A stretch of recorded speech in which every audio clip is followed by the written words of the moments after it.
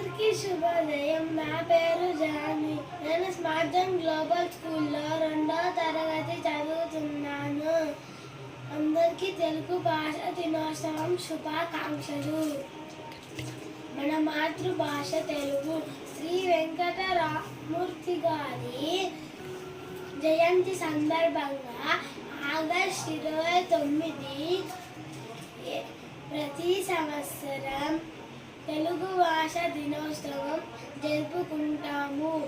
ఈయన ఒక టీచర్గా పనిచేశారు.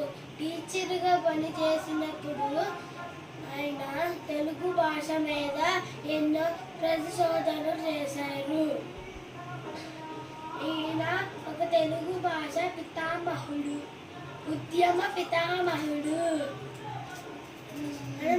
తల్లి వెంటిదే తెలుగు భాష.